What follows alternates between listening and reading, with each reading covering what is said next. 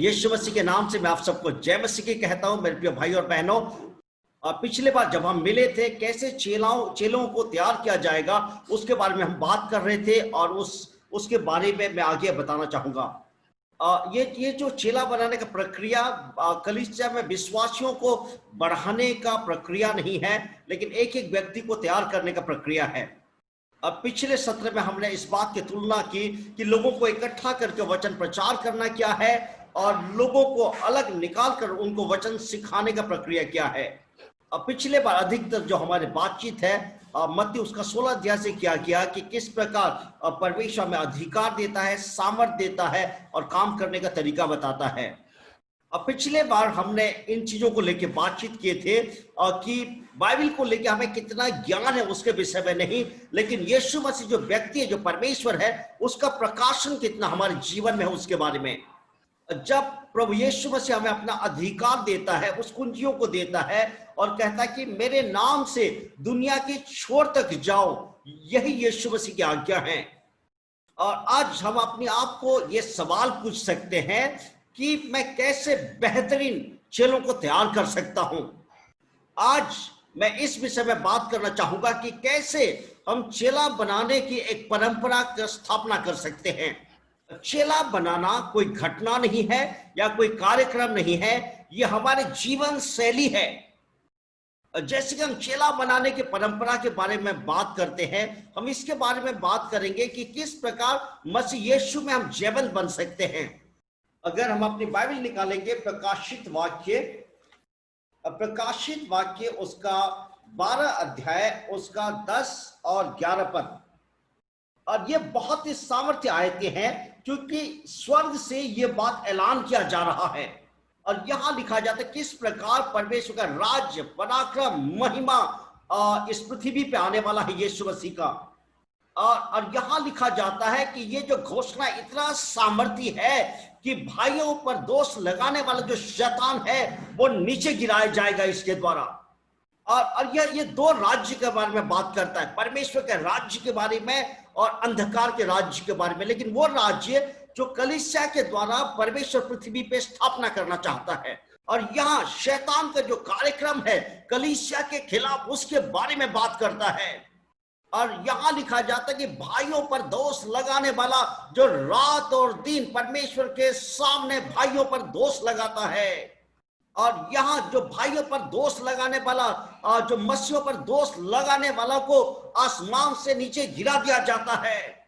लेकिन 11 पद हमें यह बताता है कि वो सामर्थ जिसके द्वारा शैतान आसमान से नीचे गिराया गया।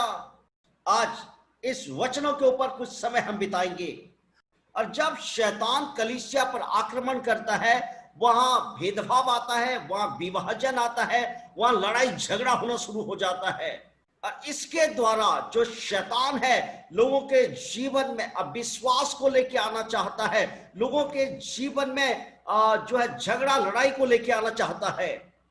और जो पुराने नियम का जो पुस्तक है जहां इस्राएल को पुनर्स्थापना किया गया था, उस पुस्तक से कुछ बातों को आपके सामने मैं रखना चाहूंगा। आप ऐसे परिस्थितियों से जरूर गुजरे होंगे जब सब कुछ सही चल रहा होगा, अचानक पता नहीं बाएं से, दाएं से या ऊपर से अचानक ऐसा कुछ आक्रमण आ जाता है और सब कुछ तहस नहस होने लगता है। आइए हम निकालेंगे एजरा उसका 4 अध्याय। और ये एजरा के समय में वो क्या कर रहे हैं, वो मंदिर का पुनर्निर्माण कर रहे हैं। इस्राएल का पुनर्निर्माण करते हुए वो इस्राएली लोगों को दोबारा वहां बसाने की कोशिश कर रहे हैं। कुछ लोग कहते हैं कि कोविड-19 के द्वारा शैतान कलीसिया पर धावा बोलना चाहता है, लेकिन हम ये कहते हैं इस समय के दौरान कलीसिया एक नया शुरुआत करना चाहता है। और जब इन चुनौतियों के समय में जब हम आगे बढ़ने की कोशिश कर रहे हैं, मैं ये भी मानता हूं कि हम में से कुछ लोगों के लिए ये एक आत्मिक युद्ध का समय है। एजरा 4 अध्याय में हम पढ़ते हैं कि जब परमेश्वर का काम चल रहा है, उस समय जो दुश्मन है वो परमेश्वर का काम को तबाह करने के लिए सक्रिय हो जाता है। अब देखिए, यहाँ जो दुश्मन है वो देखता है और वो सुनता है कि यहाँ परमेश्वर का काम चल रहा है। और हमें इस बात को समझना है इसीलिए शैतान हम पर आक्रमण कर रहा है, इसीलिए नहीं कि हम कुछ गलत कर रहे हैं, इसीलिए क्योंकि हम कुछ सही कर रहे हैं, इसीलिए दुश्मन जो है वो झुंझला चुका है। परमेश्वर जो बढ़ोतरी का काम कर रहा है, शैतान यहां में दोष लगाना चाहता है, हमें निराश करना चाहता है। एजरा उसका 4 अध्याय में मैं आपको 5 ऐसे बातें बताऊंगा किस प्रकार दुश्मन हम पर हमला करता है। हमें उन 5 चीजों को जानना है जिसके द्वारा शैतान आक्रमण करता है। ना केवल वो परमेश्वर के लोगों को इन 5 चीजों के जरिए से आक्रमण किया, लेकिन आज कलीसिया में भी, हमारे जीवन में भी ये 5 तरीकों को इस्तेमाल करता है। अब मैं इन 5 बातों को आपको बताना चाहूंगा। हमारे जो दुश्मन है, शैतान के 5 तरीकाएं किस प्रकार वो हम पर आक्रमण करता है। और सबसे पहले वो हमें धोखा देता है। जब हम परमेश्वर के राज्य के लिए काम कर रहे हैं, वो हमें धोखे में रखना चाहता है।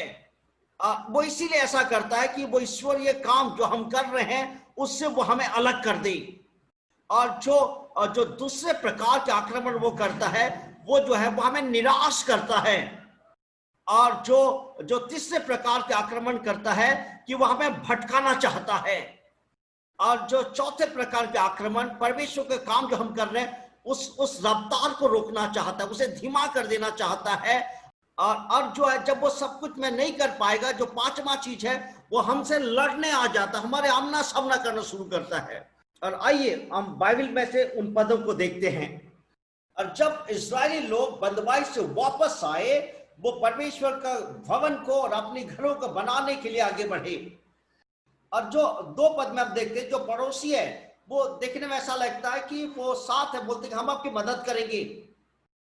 और ऐसा लगता है कि जो स्थानीय लोग हैं उनके काम में उनका मदद करेंगे और ये उनके लिए बहुत बड़ी आशीष का कारण होगा। लेकिन दुश्मन की योजना क्या है? किसी ना किसी रीति से अगर वो अपने आप को वहां शामिल कर लेंगे तो उस काम में रुकावटें डाल सकते हैं। और इसीलिए मैं कहता हूं कि सबसे पहला जो शैतान का जो तरीका है, परमेश्वर के लोगों को धोखा देना। और परमेश्वर का धन्यवाद उन अगुवों के लिए जिन्होंने कहा कि हमें तुम्हारी जरूरत नहीं है, क्योंकि हम परमेश्वर का भवन का निर्माण कर रहे हैं। केवल हमें बड़ी झुंड को इकट्ठा करके कलीसिया को नहीं चलाना है। परमेश्वर ने हमें बुलाया है कि हम चेलों को तैयार करें ताकि वो परमेश्वर के राज्य के लिए काम कर सके। और 4 पद में हम देखते हैं, 4 अध्याय की 4 पद में जो असली दुश्मन है वो अपने आप को प्रकट करता है। और जो 4 पद में हम देखते हैं कि जो दुश्मन है उनको निराश करने के लिए, कमजोर करने के लिए आता है। और मैं इसे दुश्मन का निराश करने का तरीका कहता हूं। यदि आप अपने अंदर अपने आप को कमजोर महसूस करेंगे तो दुश्मन आप पर हावी हो जाएगा। इसीलिए आपको हमेशा सामर्थ्य बने रहना है। और शैतान दुश्मन के पास बहुत तरीकाएं हैं हमें निराश करने के लिए। और कई बार चुनौतियों को देखकर हम डर सकते हैं, हम निराश हो सकते हैं। और इसके पीछे शैतान का एक चाल है, कि योजना है कि आपको निराश कर दे, आपको हताश कर दे, ताकि परमेश्वर के लिए जो आपका बड़ा योजना है वो आप पूरा कभी ना कर सके। और जब आगे पढ़ते वहां ऐसा लिखा जाता है कि जो दुश्मन है उनको भटकाने की कोशिश की, वो जो कर रहे थे वहां से उनको हटाने की कोशिश की। हम जो काम कर रहे हैं वो काम क्या है कि परमेश्वर की उपस्थिति उसके मध्य में बना रहे और परमेश्वर की योजनाएं जो हमारे जीवन में है उसे पूरा होते हुए हम देख सके। और जब हम निराश हो जाते हैं तो हम भटक जाते हैं।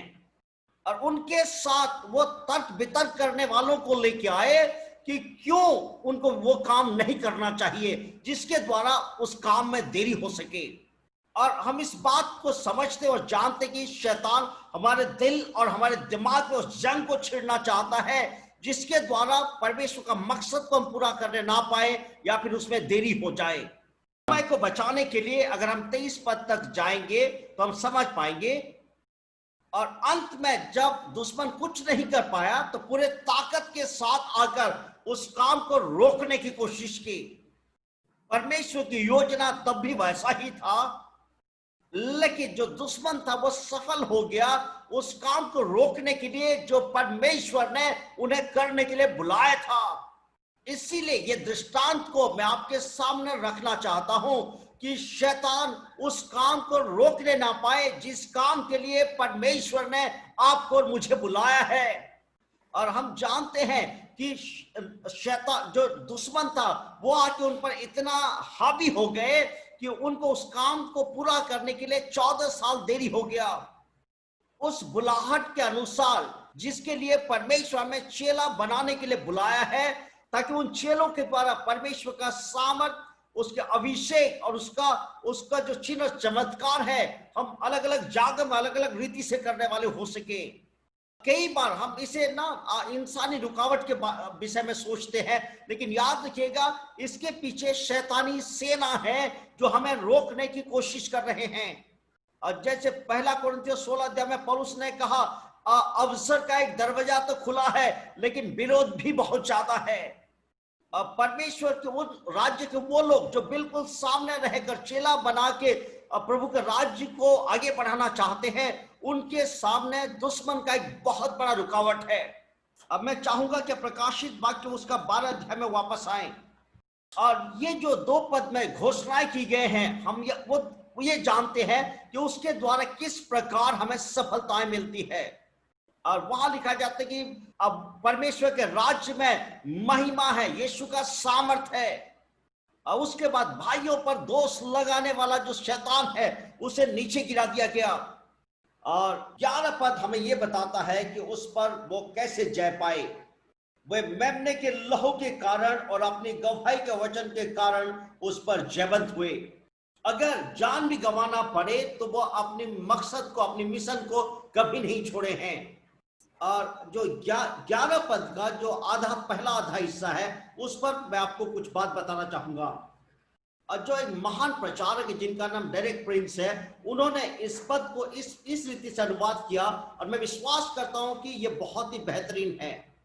और उन्होंने ऐसा कहा कि यीशु का लहू ने जो कुछ भी किया है, वचन में उसके बारे में जो कुछ भी लिखा है, उन बातों को उन्होंने घोषणा किया।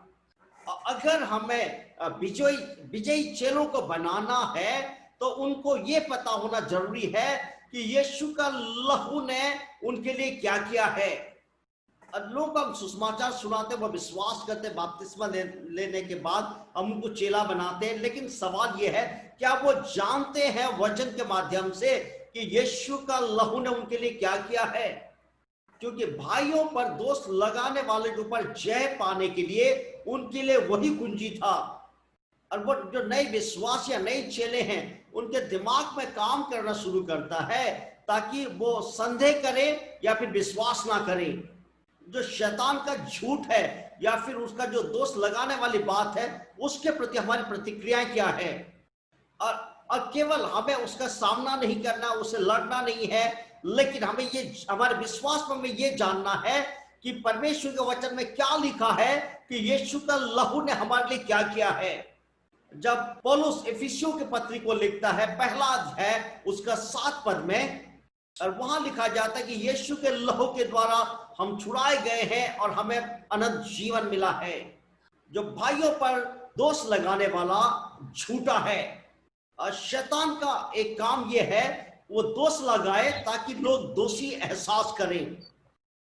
कि उस पर विजय पाने का केवल एक ही तरीका है, जब हम ये जान लेंगे कि हमारे पापों को लेकर यीशु का लहू ने क्या किया है।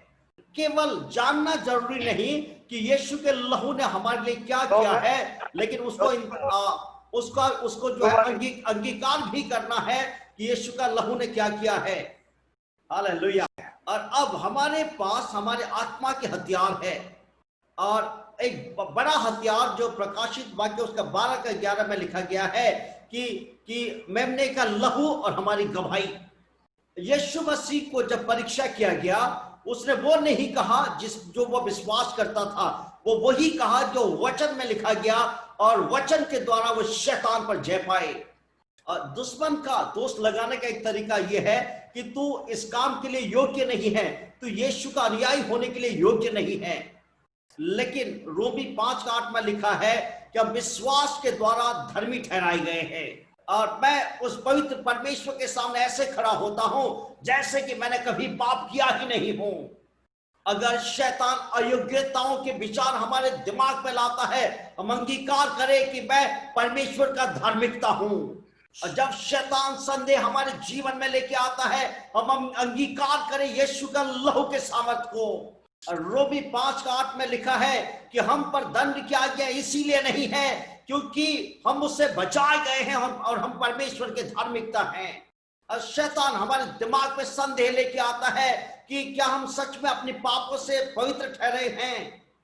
पहला यूहन्ना 1:7 में लिखा है कि यदि हम अपने भाइयों के साथ संगति करें तो यीशु का लहू हमें सारे अधर्म से शुद्ध करता है। और हम अपने चेलों को यह सिखाए कि उनके जीवन में जो परमेश्वर की सच्चाई है, कैसे उनके जीवन की गवाही बन जाए, और ऐसे सच्चाई जो उनके जीवन में अंगीकार को लेके आए, और अपने आत्मा के व्यक्ति को लेकर और परमेश्वर का वचन को लेकर शैतान के सामने उसका अंगीकार करें। और हम देखते हैं कि प्रेरितों के पुस्तक में यह कैसे काम करता है। पेंतिकोस्त के दिन कलीसिया का जन्म हुआ है और वहां पवित्र आत्मा का सामर्थ प्रकट हो रहा है, और वहां यीशु केंद्रित प्रचार हो रहा है। और वहां पतरस प्रचार करता है कि यीशु कौन था। यीशु परमेश्वर का पुत्र है जो मारा गया, गाड़ा गया, तीसरे दिन मुर्दों में से जी उठा और आज पिता के दाहिने ओर बैठा हुआ है। अब हमें कलीसिया का ध्यान जो है ये ईश्वरीय केंद्रित उस वचन को ले जाना है जिससे वो सच्चाई को जान सके। और आइए कुछ समय के लिए प्रेरितों के काम उसके दूसरे अध्याय में आते हैं, और यहां हम देखते हैं कि पतरस प्रचार कर रहा है और यीशु पर ध्यान देके प्रचार कर रहा है, और वो बता रहा है कि यीशु मुर्दों में से जी उठा है, वो पिता के दाहिने ओर बैठा हुआ है, और यीशु मसीह है और वो प्रभु है। और कई हजार लोग सुसमाचार के प्रति विश्वास किए। और जब हम यहाँ समाप्त करने जा रहे हैं, 4 साधारण चीजों को देखते हैं। और 42 पद में, और मैं इसे चेला बनाने का प्रक्रिया में इसे सिलाबस के समान देखता हूं, और यहां लिखा जाता है 4 चीजों को वो लगातार करते रहे। और प्रेरितों ने मसीह केंद्रित शिक्षाओं को दिया। और जब हम प्रचार करें क्या यीशु ने किया है और यीशु का लहू ने क्या किया है। और सबसे पहली बात, वे प्रेरितों की शिक्षा पाते रहे, और जो दूसरे काम वो करते गए वो है संगति, और यूनानी भाषा में कोइनेनिया कहते हैं। केवल मिलना नहीं है, दोनों तरफ से आदान प्रदान होना है और दिल का मिलाप होना है। और जैसे नीति वचन 27:17 में लिखा हुआ है, और जैसे लोहा को धारदार बनाता है, उसी प्रकार एक मित्र दूसरे मित्र का जो दर्शन है उसे पूरा करवाता है। और एक दूसरे के साथ संगति करके एक दूसरे को ऐसे तैयार करते थे ताकि परमेश्वर उस व्यक्ति को इस्तेमाल कर सके। और जो तीसरा है, रोटी तोड़ना, प्रभु भोज को समझना है, और प्रभु भोज को जो बांटना है वो दोनों तरफ से है। हमें अपने भाइयों के साथ सही रिश्ता बना के रखना है। पहला कुरिन्थियों 11 अध्याय में लिखा हुआ है कि ऐसा ना हो कि हम अपने जीवन में न्याय को लेके आए, इससे पहले कि इसे ले हम अपने भाइयों के साथ संगति रखें। और प्रभु भोज के समय हमें इस बात का भी ध्यान देना कि हमारा रिश्ता परमेश्वर के साथ सही हो, और यीशु के अनुयायी होने के नाते हमें ध्यान रखना है कि हमारा रिश्ता हमारे भाइयों बहनों के साथ भी सही हो और परमेश्वर के साथ भी सही हो जब हम प्रभु भोज में आते हैं। और जो चौथे बात जिस पर वो लॉलिन रहे वो है प्रार्थना के बारे में हमने बहुत कुछ सिखाया है। परमेश्वर प्रार्थना जो है मेरी जरूरत की वजह से नहीं, प्रार्थना इसीलिए क्योंकि परमेश्वर महान है। और कुछ लोगों का जो प्रार्थना का जीवन बहुत ही साधारण और छोटा होता है क्योंकि वो हमेशा अपनी समस्याओं को लेकर परमेश्वर से बात करते हैं। अगर हम परमेश्वर के साथ हमारा रिश्ता सही होना है तो हमारा जो दर्शन है बड़ा परमेश्वर और छोटा परेशानी, ना कि बड़ा परेशानी और छोटा परमेश्वर। और जब यीशु मसीह ने चेलों को प्रार्थना करना सिखा, उसने कहा, हे हमारे पिता तू जो स्वर्ग में है, तेरा नाम महान और पवित्र माना जाए। कई बार लोग अपनी समस्याओं को जितना बड़ा समझते हैं, परमेश्वर को इतना बड़ा नहीं समझ पाते हैं।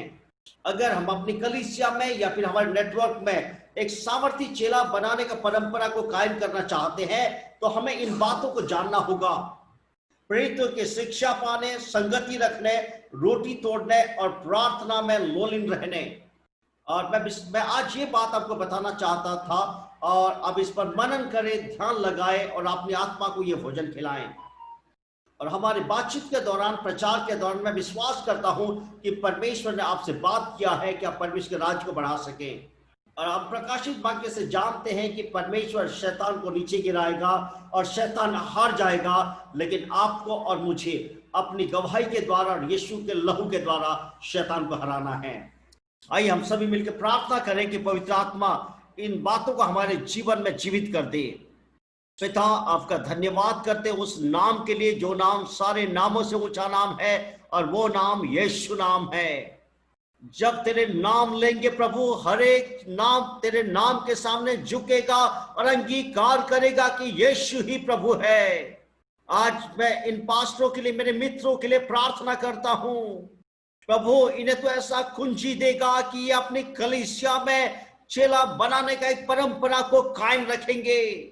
और प्रभु अपनी कलीसिया में ऐसे पासबानी करेंगे कि उनके पास बड़ा परमेश्वर है और छोटा समस्या है।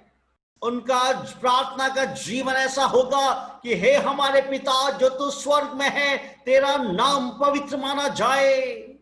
इससे पहले कि हम ये कहें कि आज के दिन भर की रोटी तू हमें दे, प्रभु मैं प्रार्थना करता हूं मेरे भाई और बहनों को तू आशीष दे, अपनी आत्मा को उनके जीवन में उंडेल दे, उनके आत्मा को आज तू उत्साहित कर, उनके जीवन में सबसे फलबंद दौर में तूने लेके जा। यीशु के सामर्थी नाम से मांगते हैं, amen, amen, amen, amen. Praise the Lord.